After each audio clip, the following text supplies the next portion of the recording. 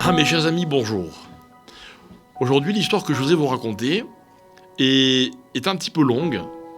Et si je voulais être vraiment précis, elle dure des années. Mais évidemment, je ne vais pas vous retenir des années.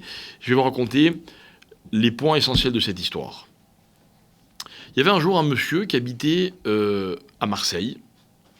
Et malheureusement, l'un de ses fils avait épousé une non-juive. Il avait donc des petits-enfants qui n'étaient pas juifs. Et il en était très malheureux. Entre-temps, ce monsieur s'était remarié avec une femme avec laquelle il avait eu 2 autres enfants, 2 filles, et elle était mariée avec des juifs. Mais ce fils marié avec une non-juive et ses petits-enfants non-juifs lui causaient beaucoup de peine.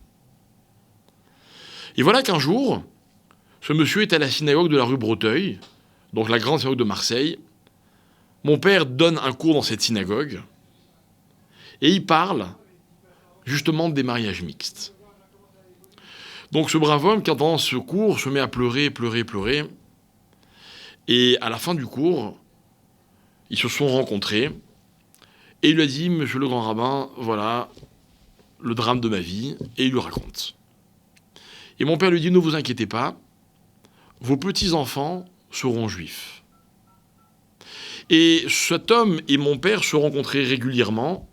Et ils s'étaient pris d'affection l'un pour l'autre. Voilà qu'un jour, ce monsieur est tombé très malade. Et il était vraiment à la fin de sa vie. Et l'une de ses filles appelle le secrétariat de mon père en disant, voilà, pouvez-vous dire au grand rabbin que monsieur est dans une situation très critique, pourrait-il venir le voir? Dès que mon père a reçu ce message, il décide de se rendre donc à son domicile pour au moins peut-être une dernière fois le voir. Et en partant, il emporte avec lui une paire de téphilines. Cette paire de téphilines, elle avait quelque chose de particulier. Et excusez-moi s'il s'agit de moi. Cette paire de téphilines avait été achetée en prévision de ma bar mitzvah. Et elle était dans une armoire. Mon père l'a gardée.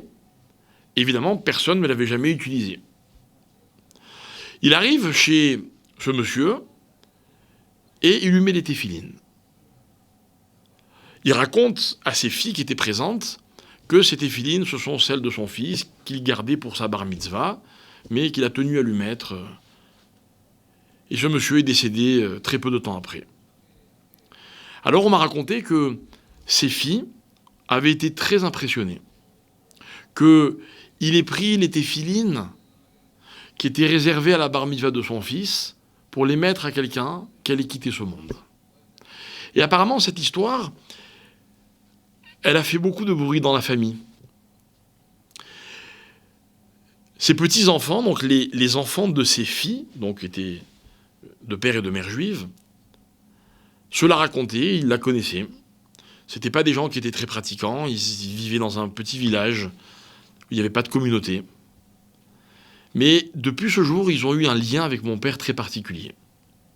L'un de ses petits-enfants me racontait récemment que lorsque mon père passait à la télévision, notamment dans l'émission de Josie Eisenberg, bien connue, c'était le branle-bas de combat, il fallait absolument que toute la famille s'installe devant la télévision pour écouter le Rav Sitruk. Des années après, l'un de ses petits-enfants amorce un processus de teshuva, dans des conditions évidemment, comme toujours, incroyables, et il atterrit à la yeshiva d'Aix-les-Bains. À la yeshiva d'Aix-les-Bains, il suit les cours d'un monsieur qui s'appelle le Rav Sarfati. Et des liens se tissent, et voilà qu'un jour, le Rav Sarfati marie sa fille. Alors il invite quelques-uns de ses élèves dont il était proche, donc auxquels il enseignait à l'école, au lycée, à la yeshiva d'Aix-les-Bains. Et notamment, il y avait ce jeune petit-fils de monsieur. Il arrive au mariage, et comme par hasard, c'était mon mariage. Donc forcément, il va voir son rave, qui est donc entre-temps devenu mon beau-père. Et le Rav lui dit, je vais te présenter le grand rabbin Citruc. Et pour cet enfant, ce jeune, c'était un peu comme un rêve. Il avait beaucoup entendu parler de lui. Et il lui dit, vous savez, un jour, vous êtes venu chez mon grand-père, et il lui raconte l'histoire. Évidemment, mon père s'en rappelle parfaitement. Et j'ai entendu qu'il leur a même raconté des détails dont il se rappelait précisément. Bon, beaucoup d'émotions. Ce jeune homme se retrouve quelques années après à Paris. Un ami à lui l'entraîne à ces fameuses conférences que mon père donnait le lundi soir à la Victoire. Et il est assis au milieu de centaines de personnes. Il écoute le cours. Et tout d'un coup, le cours portait sur le sujet suivant, l'impact d'une mitzvah. Quand on fait une mitzvah, disait mon père, on ne peut pas mesurer l'impact que peut avoir cette mitzvah. Et pour étoffer son discours, il leur dit, je vais vous raconter une histoire qui m'est arrivée, et il leur raconte l'histoire des téphilines de monsieur. Vous imaginez bien qu'à la fin du cours, ce jeune homme est allé voir mon père en lui disant, c'est incroyable, juste quand j'étais là, vous avez raconté cette histoire de mon grand-père. Ils sont restés en contact, il y a eu encore d'autres rebondissements, mais ce que je voudrais que vous sachiez, c'est que avec le fils qui avait épousé une non-juive avait eu 4 enfants. Sur ces 4 enfants, il y en a 2 qui se sont convertis et qui sont revenus à la Torah. Et que, de l'autre côté, du côté de ses filles, il a des petits-enfants qui aujourd'hui sont également dans la Torah, qui vivent en Eretz Israël, dont un que vous connaissez sûrement, puisque c'est notre fameux Shimshon, et c'est son frère Yohan qui m'a raconté cette histoire, c'est lui qui avait assisté au cours, etc. Et voilà donc une preuve supplémentaire qu'on n'a aucun moyen de mesurer l'impact d'une mitzvah.